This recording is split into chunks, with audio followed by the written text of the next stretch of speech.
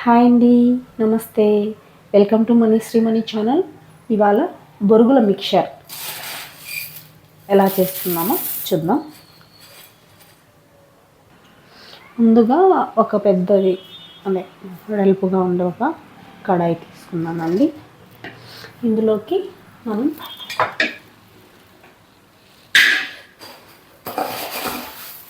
బొరుగుల్ని వేసుకుంటున్నాం. ఇప్పుడు ఈ బొరుగులలో కొద్దిగా పసుపు, కొద్దిగా ఆయిల్ని ఇలా వేసుకోవాలి.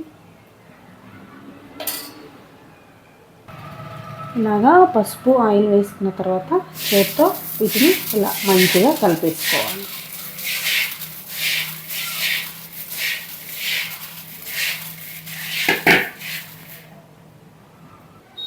ఇక్కడ ఆయిల్ పసుపు నేను ఇలా వేసి కలుపుతుంటే వీటికి సరిగ్గా పట్టట్లేదండి. అందుకోసం నేను ఇలా చేతిలోకి కాస్త పసుపు వేసుకున్నాను. ఇందులోకి కాస్త ఆయిల్ వేసేసుకున్నాను.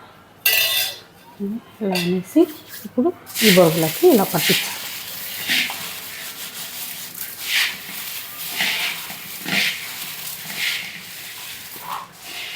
అనిపిస్తుందా అండి?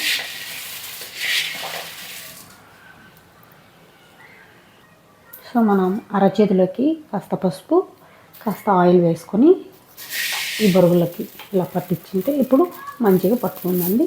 అలా విడిగా వేయొద్దండి. ఇప్పుడు స్టవ్ ఆన్ చేసుకుంటున్నానండి. స్టవ్ ఆన్ చేసుకొని ఈ కడాయిని ఇక్కడ పెట్టేసుకుంటున్నాను. ఫ్లేమ్ వచ్చేసి సిమ్లో పెట్టా. ఎందుకు పొయ్యి మీద పెట్టానంటే బొరుగులు అనేవి మెత్తగా ఉంటాయి. సో మనం కొద్దిగా క్రిస్పీగా అవ్వడం కోసం మనం ఫ్లేమ్ని సిమ్లో పెట్టేసి మనం బొరుగుల్ని వేపుకోవాలి. ఇప్పుడు ఇటుపక్క ఇంకో పొయ్యి వెలిగించుకున్నాను. డీప్ ఫ్రైకి సరిపడా ఆయిల్ వేసుకున్నాను. దీన్ని ఇక్కడ పెట్టేసుకున్నాను. ఇక్కడ మనం స్టవ్ మీద పెట్టుకునే బొరుగుని ఒకసారి ఇలా కలుపుకోవాలి.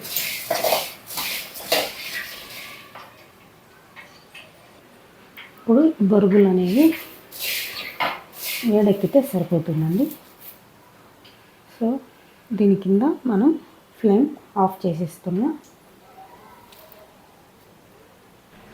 ఇక్కడ మనం డీప్ ఫ్రైకి ఆయిల్ పెట్టుకున్నాం కదా, ఆయిల్ కాగిందండి. ఇప్పుడు ఎండు కొబ్బరి ముక్కలు, నేను బొరుగులు కొంచెం తీసుకున్నా కాబట్టి ఎండు కొబ్బరి ముక్కలు కూడా కొద్దిగా తీసుకున్నా. వాటిని ఆయిల్లో డీప్ ఫ్రై చేసేసుకుంటాం. డైరెక్ట్ ఆయిల్లో వేయొద్దండి, మాడిపోతాయి. కనిపిస్తుందా? ఇలా ఆ కొబ్బరి ముక్కలు జస్ట్ కలర్ టర్న్ అవుతే సరిపోతుంది.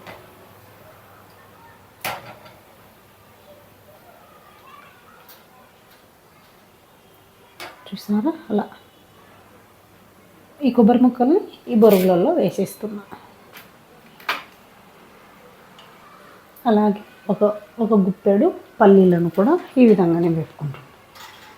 డైరెక్ట్ ఆయిల్లో వేయలేదండి. మీకు కనిపిస్తుందా? ఇలా దోరగా వేపుకోవాలి.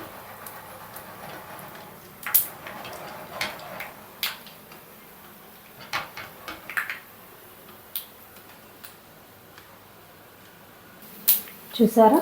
ఈ విధంగా వేయితే సరిపోతుంది. ఈ పల్లీలను కూడా ఇందులో వేసేసుకోవాలి.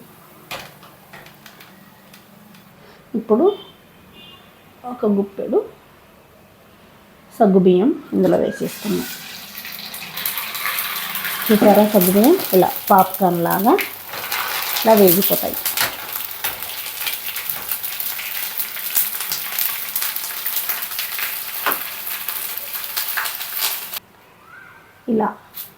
ఇలా వేయించుకున్న సగ్గు బియ్యాన్ని కూడా మనం ఆయిల్ని ఆయిల్ పడిపోతుందండి ఉన్న ఎక్స్ట్రా ఆయిల్. ఇప్పుడు ఈ సగ్గు బియ్యాన్ని కూడా మనం ఈ బొరుగులలో వేసేసుకోవాలి. ఈ సగ్గు బియ్యం ఇలా వేగిన తర్వాత మనం బియ్యం పిండితో వడియాలు పెట్టుకుంటాం కదా, అలా ఉంటాయండి టేస్ట్. ఇప్పుడు ఈ స్టవ్ వచ్చేసి ఆఫ్ చేసేసా. మనము ఈ బొరుగుల్లో కొద్దిగా కారం, మీరు కారం ఎక్కువ తినే వాళ్ళైతే ఎక్కువ వేసేసుకోండి. ఇందులోకి కాస్త కారం,